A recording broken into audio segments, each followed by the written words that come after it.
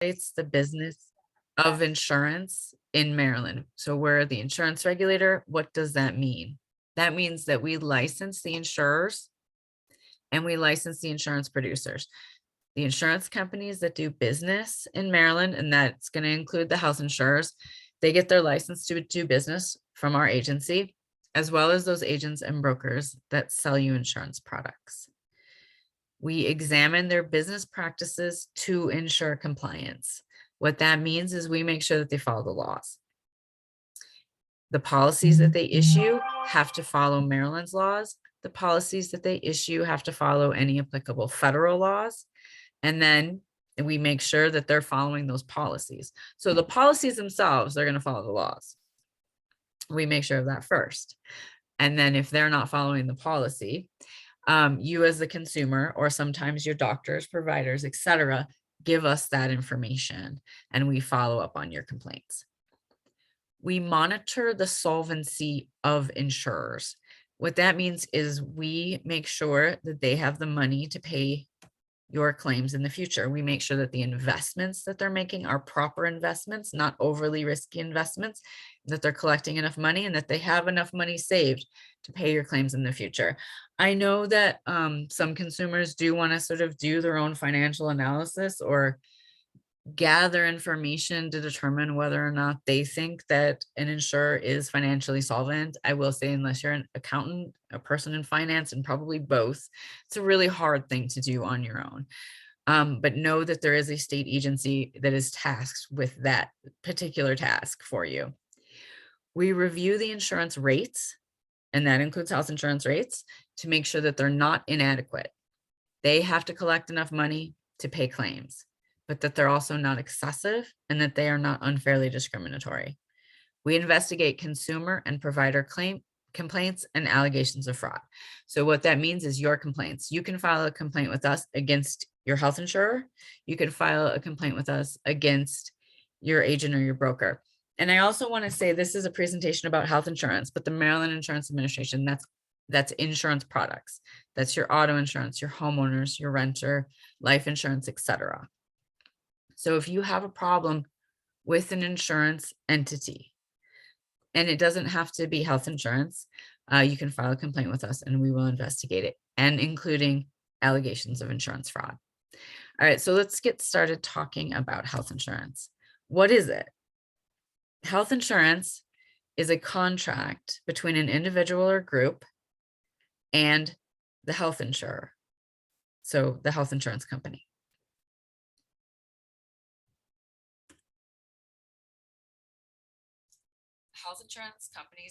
Health insurers include the companies, insurance companies themselves. They also include HMOs and the nonprofit health service plans.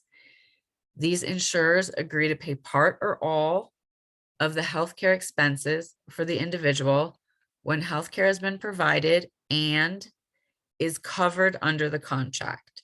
So for the things that are covered under the contract, and that's called your benefit plan.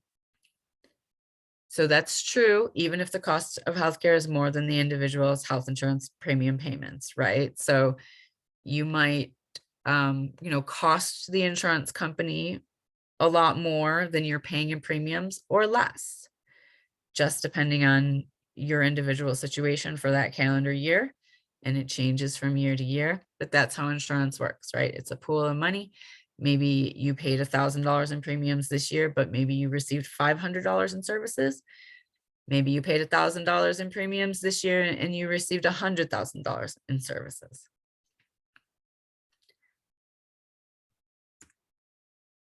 Health insurance is based on the law of large numbers. All right, so that means that the health insurers collect monthly premiums from many policyholders, and they pool that money to pay for the health care for all the policyholders. And, kind of as I said before, some policyholders will use very few healthcare services in a calendar year, and some will require expensive or extensive care. So ways to obtain health insurance. You might be getting it through your employer. Okay, most people know that. Ask your employer about it if you don't know. Some employers do offer it only to their full-time employees, and others do offer it to their part-time employees as well. Some employers also pay a portion of the premiums. Some pass on all of the expenses to you, but for the most part, most employers that offer it do pay at least some of the premium. You might get your health insurance through a family member's policy.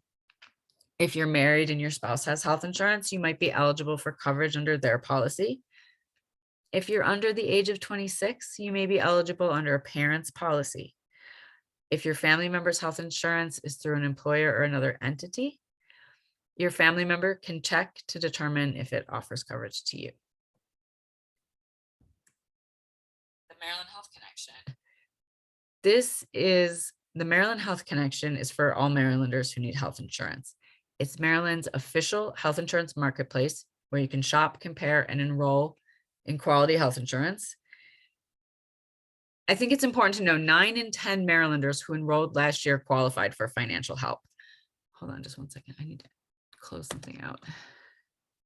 So the Maryland Health Connection is our state connector entity for individual health insurance plans. Many states use the federal site. We have our own. I know a lot of people hesitate to sign up on the Maryland Health Connection because they think that they can't afford it, etc. And it's definitely always worth checking. 90% receive subsidies. And that's 90% of the people who didn't qualify for Medicaid. So depending on your income and family size, tax credits may lower your monthly premium to as little as a few dollars a month. And there's a high percentage of people who just pay, like under $20 a month for their health insurance. The one thing that I want to say is the Maryland Insurance Administration is going to be sponsoring an event on November 2nd, where the Maryland Health Connection is going to be available for an hour from 12 to 1 to answer any of your questions. So right before open enrollment starts for them, they're going to be there to answer your questions. So if you do have more questions specifically for the Health Connection with regards to how you sign up or any other details, that's going to be November 2nd. I just gave that information to Nora, and I'll put that information in the chat when we're done here as well.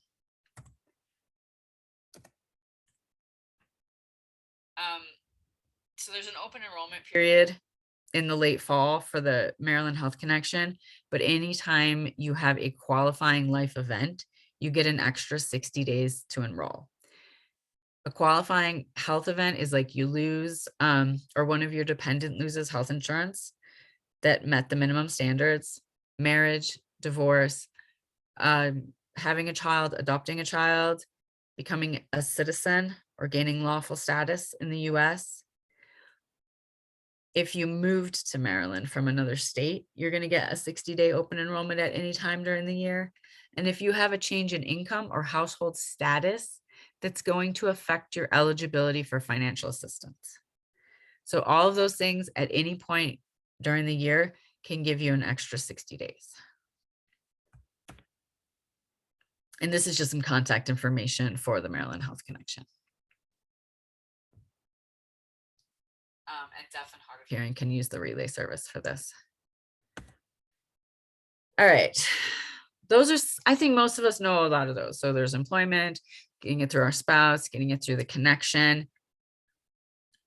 Something less common, short-term medical plans.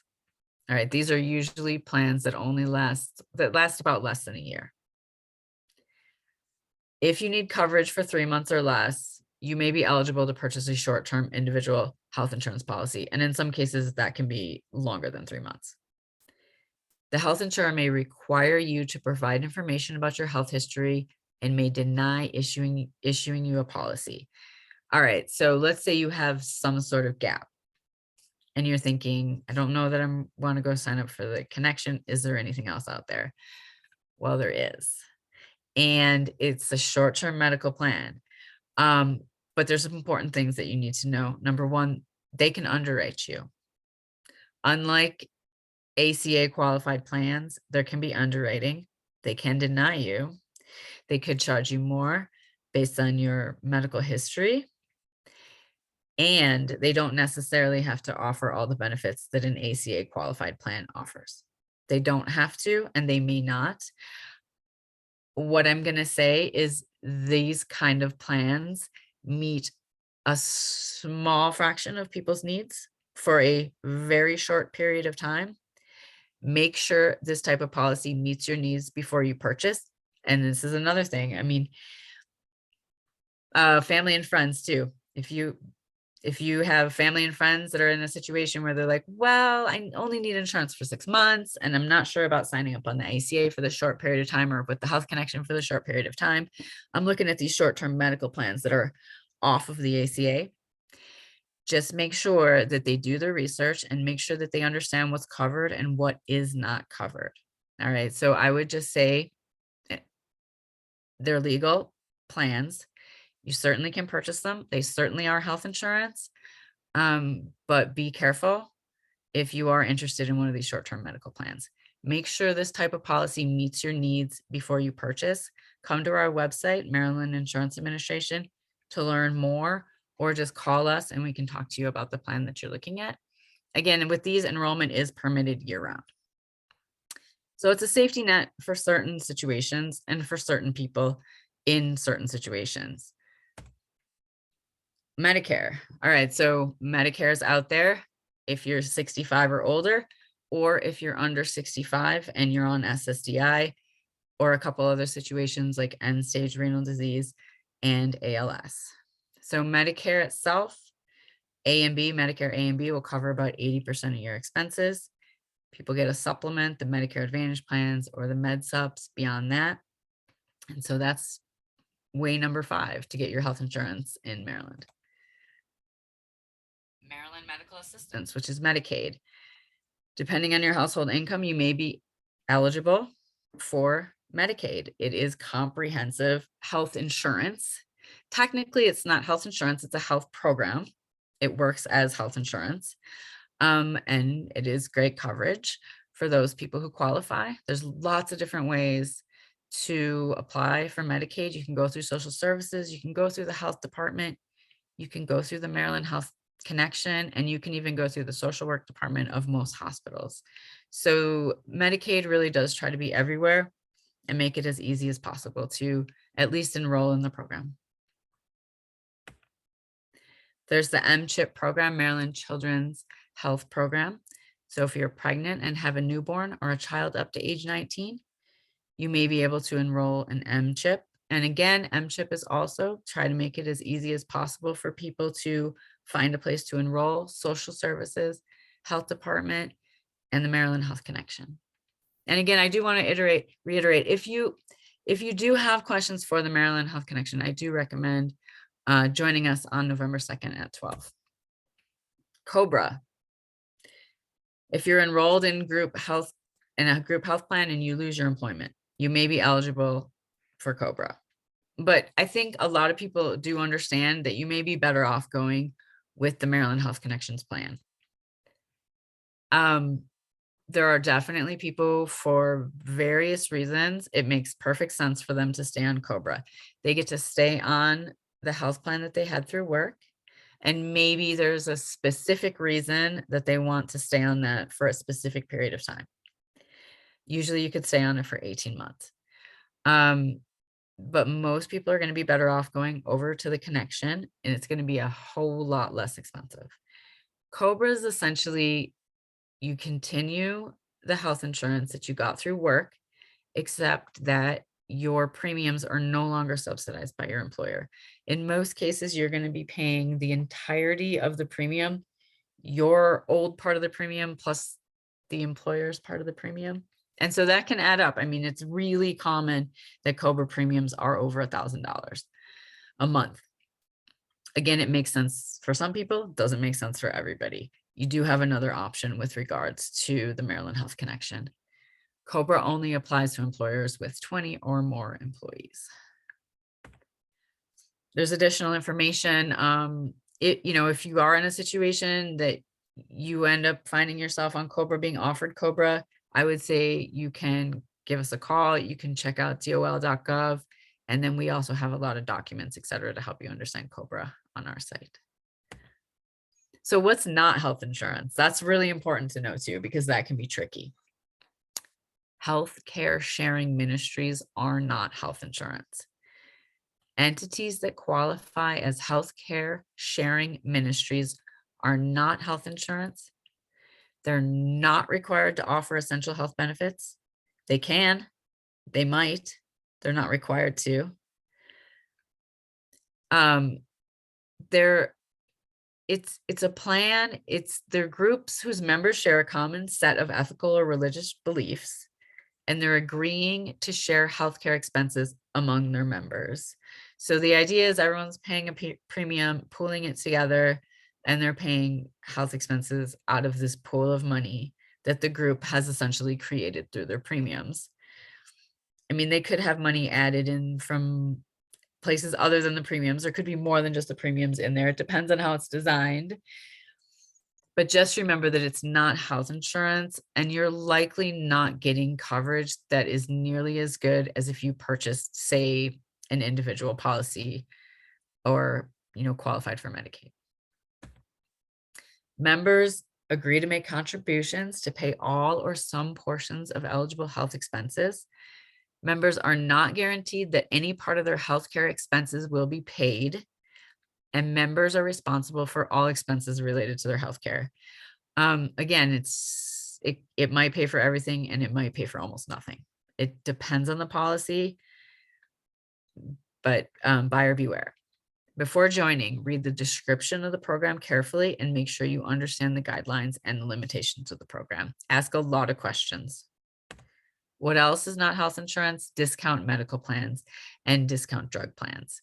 They're not health insurance, and they do not pay any of your healthcare costs. Instead, they offer you a discount, prescription drugs, doctor visits, eyeglasses, vision care, dental services, lab tests. If you're interested in a discount medical plan or a discount drug plan, and in some cases, some of these discount drug plans work with insurance, you get a discount after your insurance. Sometimes it makes sense. But again, use caution. Make sure that it's something that you need. Make sure that you're not already getting it covered somewhere else. And do your research and ask questions before you sign up for either a discount medical plan or a discount drug plan. I'm going to talk a little bit about terms, like health insurance terms. In order to fully understand your health insurance, it's important to understand the terms. They're in your policy, just the basic terms, like out-of-pocket expenses. So what out-of-pocket expenses will I have to pay when I need services? Out-of-pocket expense, that's what you're paying. That's what you're paying out of your own pocket. Depending on your policy, your insurance company may pay most of the cost of care, but you may be responsible for premiums and other out-of-pocket costs, copays, deductibles, and coinsurance. And I'll go into a little bit of detail about each one. So first of all, what is the premium? The premium is the amount you'll pay to have coverage. Often you pay it monthly, and you need to pay your premium each month or you lose your coverage. Okay, and then the deductible. So with health insurance, with many plans, there's a deductible. With your auto insurance, there's oftentimes a deductible. With your homeowner's insurance, there's usually a deductible, or renter's insurance. That's the amount that you pay before the insurance company starts paying its share of the costs. So essentially, if you haven't met your deductible, you're in the process of paying 100% of your costs, right? If your deductible is $500 and you have a doctor's visit that's $200 on January 2nd, you pay that $200 out of your pocket. You still have $300 to meet your deductible before the insurance starts to pay. So maybe your next visit is $300 and now you've met your deductible. At that point, you're going to see things like copays and coinsurance. So you've met your deductible, you paid that $500. You're moving on to sort of a different part of the health insurance coverage. And now you have a copay. A copay is a set amount that you pay for a particular service. So for example, $20 for an office visit. Like you just went and you saw your general practitioner. Could be $20 if they were in network. It could be $40 if it was an out-of-network provider. And this says the fee may be in addition to any deductible for which you're responsible for under the plan. Coinsurance is a little bit trickier to understand. Okay, so with a copay, $20, $40, it's listed. Coinsurance is going to be listed as a percentage, which I think can be a little bit more confusing for some people. So maybe it says there's a 20% coinsurance for this service. That means in the example here, if you had an x-ray that cost $200, there's two things going on in this example. Let's say an x-ray costs $200.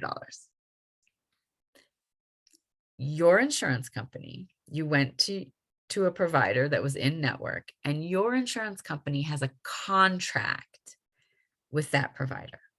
Okay. And in that contract, they say the allowable amount is 150. So even though the entity that you went to get the x-ray charged 200, they had already agreed in the contract to take 150.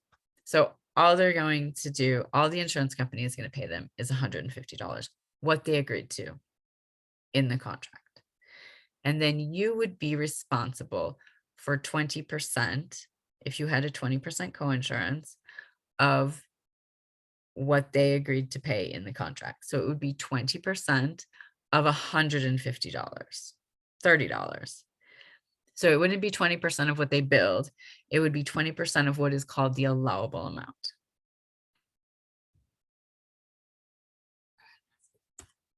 That. All right, so this is a big one. In-network providers and out-of-network providers. In-network providers have a contract with your insurer. They're in your network. They have a contract. They've agreed to those allowable amounts. They say, you know, you might bill $200 for the x-ray, but you already agreed to 150. So that's what you're getting. Out-of-network providers don't have that contract. Your insurance company is going to give them $150 as well. Your out-of-network provider might say, well, we charge $300 for this service. You go to them for the service, they're out-of-network. They didn't agree to the $150. What happens in that case is your insurance company gives them the $150 because that's what they pay for that service. And then that out-of-network provider in many cases comes back and bills you for the difference. So if they bill $300 for an x-ray, your insurer is only paying $150, then it's called balance billing, and you might be responsible for that additional $150 because they don't have a contract with your insurer. All right, so with regards to going out of network, sometimes you have to go out of network. All right, there's no one close enough. The length of time it's going to take, it might be months out before you can get an appointment, or possibly you cannot find somebody in network to treat your condition. In those cases, you can request to your insurer to go out of network with the same cost sharing that you would if it was in network. So just so you know, that is a possibility. If you want more information on that, this is another link I'm going to show you. I'll put in the chat at the end. You can go to our website and it'll show you each insurer and the process to request an out-of-network visit. And in that case, a visit where you're just paying your regular cost sharing. After January 1st of 2023, not this year, but January 1st, 2023, January, if you are approved to go out of network for mental health services, so you've contacted your insurer and you've told them, hey, I can't find anyone who's close, or I can't find anyone within the time frame that I need, or I can't find anyone who specializes in my needs, then by law, after January 1st, they won't be able to balance bill you in any circumstances, as long as you showed that you cannot find that in, within the time frame, travel, or somebody who has a certain specialty. And so you won't be able to be balance billed, and the visits will have to be treated as though it was in network. So that's just an FYI. Some more information. The Federal No Surprises Act puts rules in place that limit the amount that patients may be billed by healthcare providers and healthcare facilities and providers of air ambulance services. So we're going to extend it even more. And the No Surprises Act has already gone into effect this year. With the No Surprises Act, which was, okay, it was effective January 1st of this year. I'm not going to spend too much time on this page. This just goes over who the No Surprises Act applies to. We'll touch that in a second. Okay. All right. So with the No Surprises Act, if you find yourself in an emergency situation and you're at a hospital that is not in network, you cannot be balance billed. If you find yourself having surgery in a hospital and within this hospital, you are seen by doctors that are out of your network. So you're already hospitalized, you're in your in-network facility, but there's out-of-network doctors there. In most cases, you won't be able to be balance billed in that situation as well. The other situation is if you have to take an air ambulance, you will now no longer be balance billed for that situation. Again, what they're basically doing is they're saying these are situations in which consumers can't realistically make a decision whether or not they're in network and out of network. And so to make the whole thing a little bit more fair, now you can't be balance billed or charge that extra amount if that doctor happens to not have a contract with your insurance company. The No Surprises Act does not apply to people with coverage through Medicare, Medicaid, Indian Health Services, the VA, or TRICARE. But in most cases, in many of those situations, you're probably not going to see a bill anyway. So the fact that it doesn't apply isn't super relevant for most situations under that. Out-of-pocket maximum. Your health insurance plan is going to have an out-of-pocket maximum listed. And so that is going to be the most that you can possibly pay out of pocket in a year. So once you get to that point, you don't pay anymore.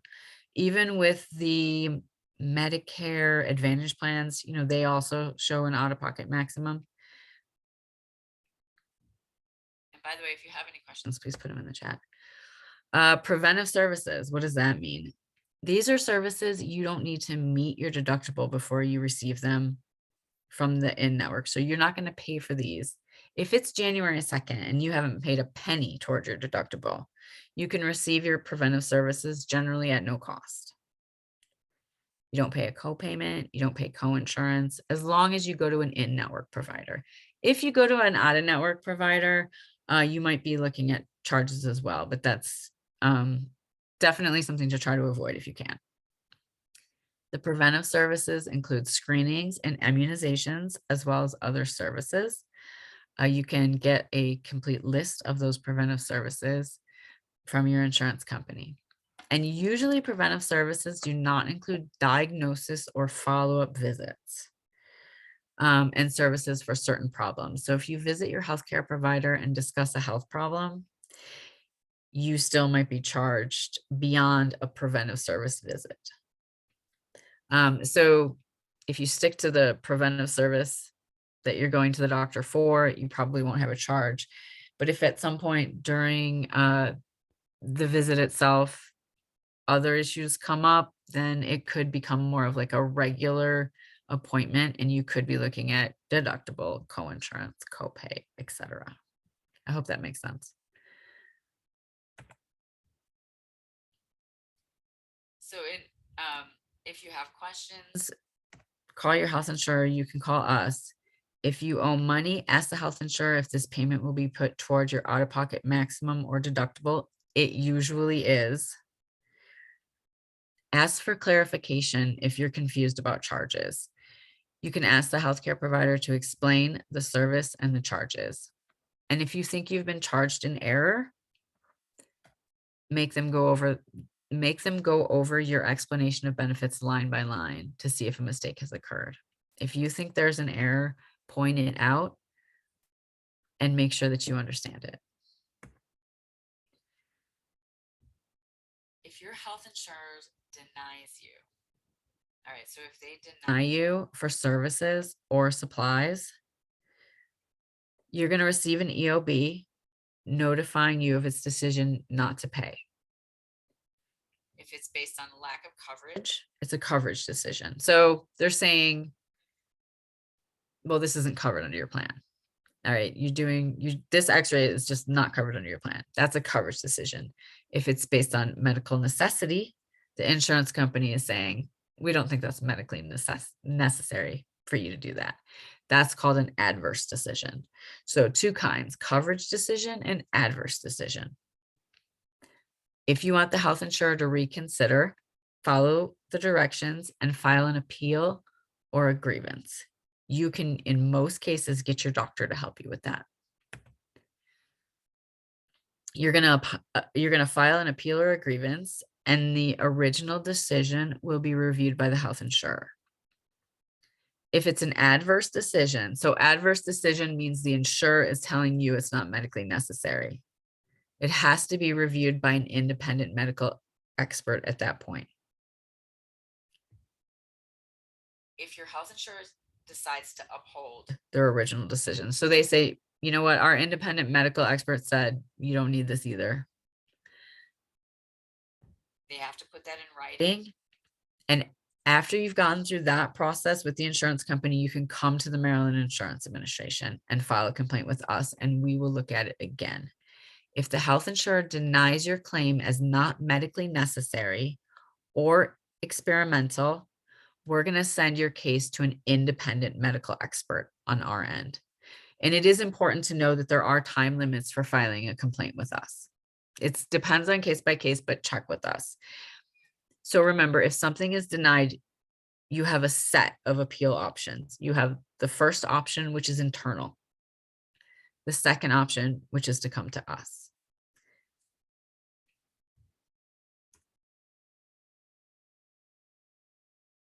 In some cases, you can file with us directly without doing your internal file.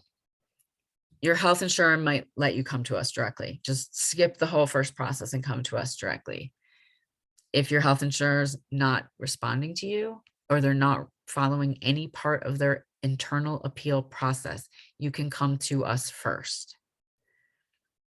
If there's a compelling reason, such as delay could result in death, serious impairment, dysfunction, it could cause you to be a threat to yourself or others, you could continue to experience withdrawal symptoms. If you believe that it's an emergency situation and there's a compelling reason for you to skip the internal appeals process, you can come straight to the Maryland Insurance Administration and file your complaint.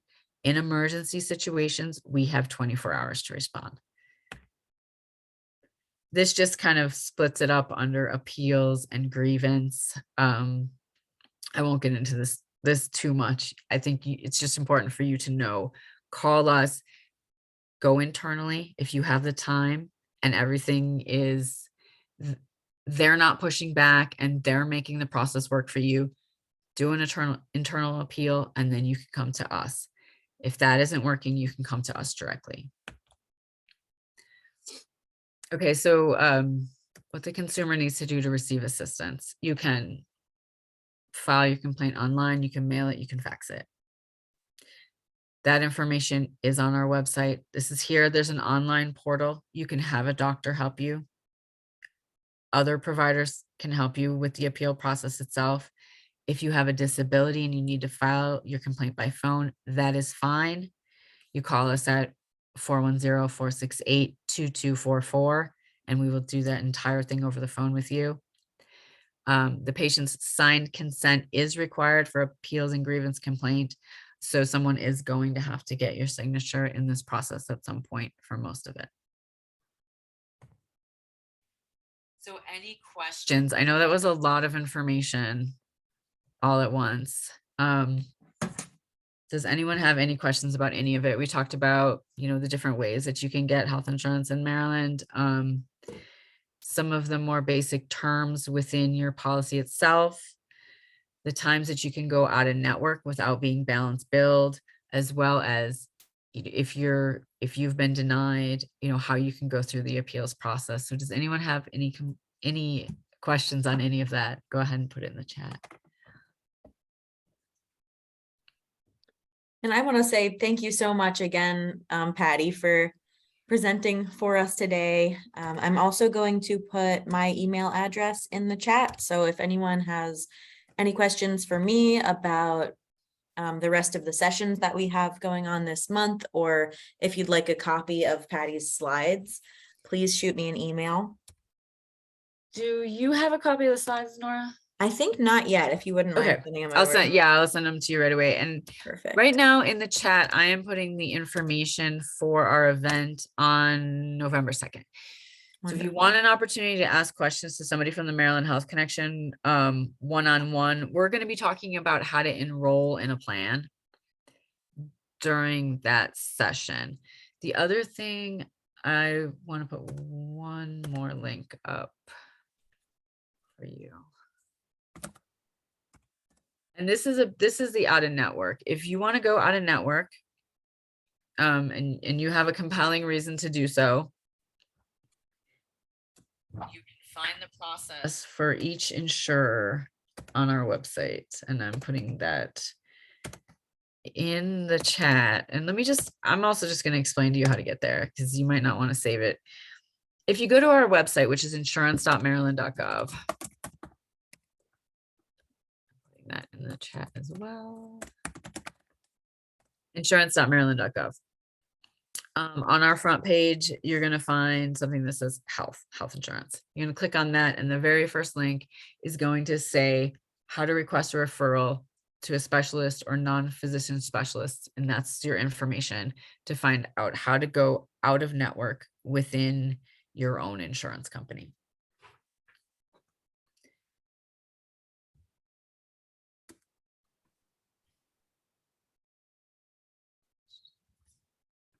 Thank you, everyone. I hope it was helpful. I hope you got something answered that you came here to get today. Yeah, well, thank you so much once more for joining us and for doing this. And thank you very much to the group that has attended. Again, please feel free to get in touch with any questions or, to get the materials from today's session. And thank you, everyone. Have a great day. Thanks, Nora. I'll send you the slides. Bye, everyone. Bye.